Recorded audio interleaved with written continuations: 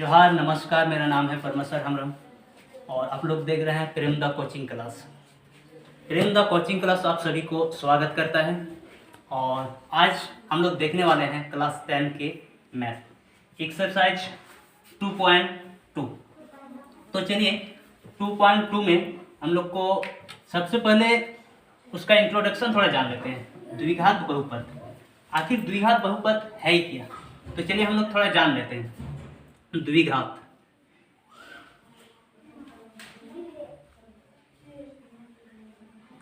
द्विघात बहुपद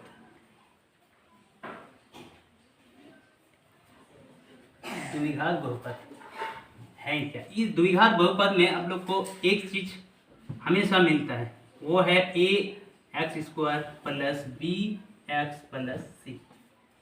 ये है क्या? ये एक, इसको बोलेंगे तो व्यापक पद दिखता है, व्यापक पद है। ठीक है, ये इसमें हमेशा इसको फोकस करना है। ए हमेशा देख लेना, ए कभी भी जीरो नहीं होता है। यहां हम लिख देते हैं जहां ए नॉट इक्वल टू जीरो। इसका मतलब ये है कि यहाँ जीरो कभी नहीं होता। अगर जीरो हो गया तो समझे हम लोग का मैथ आगे नहीं बढ़ेगा। ठीक है, इसके बाद क्या मिलेगा? गुणांक। ये गुणांक है क्या? गुणांक है, देखिए एक्स स्क्वायर का गुणांक क्या है? ए, तो ये है ए। ठीक है, एक्स का गुणांक क्या है? बी, ये बी। ठीक है, और ये क्या है? सी। ये अचर पद है, इसको हम लोग कहेंगे अचर पद यानी कि सी। और इसमें क्या होता है? यहाँ एक संख्या होता है, यहाँ कोई ना कोई संख्या होगा। ठीक है, यहाँ तो इसको हम लोग क्या बोलेंगे? वास्तविक संख्या। यहाँ वास्तविक संख्या होंगे। ठीक है, यहाँ क्या होगा? वास्तविक संख्या।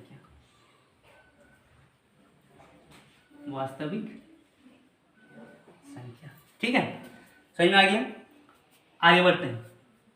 इसमें एक चीज को फॉलो करना है, क्या है वो? देखिए ये x पर पावर यानी कि इसको क्या बोलेंगे? घात। x पर घात, x पर कितना है? x पर घात कितना है? यानी कि यहाँ लिख देते हैं घात कितना है? 2। ठीक है, घात 2 है। ये 2 जो है, जितना घात होता है उतना रूट होता है। ठीक है, कितना होता है? जितना घात होता है उतना रूट होता है, नहीं तो उतना क्या होता है? जीरो होता है। ठीक है, आगे जैसे एक्सरसाइज में हम लोग आएंगे तो अपने आप समझ में आ जाएगा। ठीक है, अपने आप। अभी फिलहाल आप लोग को हम समझा रहे हैं, एक्सरसाइज पर आने से अपने आप समझ में आएगा। तो क्या है ये? घात कितना है? 2, यानी कि 2 कितना है? शून्य। कितना है? 2 शून्य, 2 गो है। कहने का मतलब मेरा 2 गो क्या है? शून्य कितना है?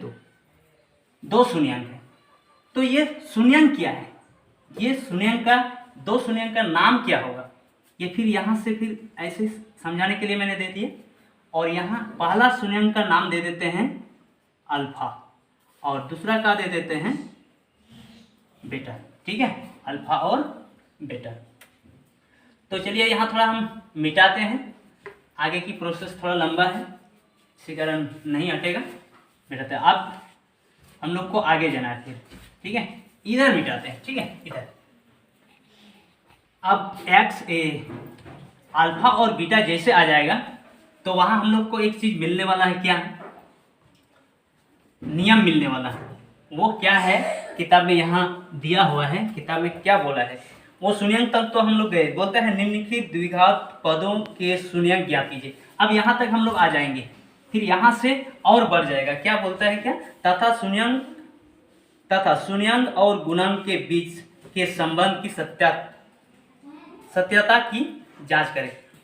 शून्य और गुणांकों के बीच संबंध को हम लोग को जानना है। ठीक है, कैसा संबंध होता है? इसमें संबंध क्या होता है? पहला नंबर में, एक नंबर में संबंध इसका होता है जब ऐसा इस सिचुएशन में आएंगे, दो जीरो हम बांट दिए अल्फा और बीटा में, तो यहाँ एक फॉर्मूला मिलेगा हम लोग को। यहाँ क्या होता है, शून्य, शून्यंकों का योग, शून्यंकों का योग, वो क्या है, अल्फा प्लस बीटा बराबर माइनस बी बाई ए, ये एक फॉर्मूला है, ठीक है। और दूसरा वाला 2 नंबर में मिलेगा हम लोग को शून्यंकों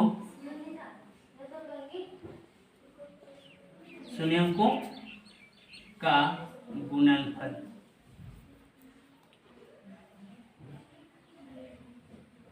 शून्यंकों का गुणनफल, उसका फॉर्मूला क्या होगा, alpha into beta equal to c by a. यहाँ तक किसी को दिक्कत नहीं है। अब इस पर आधारित, ठीक है, ये जो मैंने इसका इंट्रोडक्शन जो बताया इस पर आधारित अब बनेगा, ठीक है, ताकि अभी जो बताया शायद इतना अच्छा से समझ में नहीं आया होगा।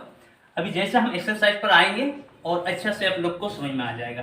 तो चलिए हम लोग अभी बढ़ते हैं एक्सरसाइज पर। चलिए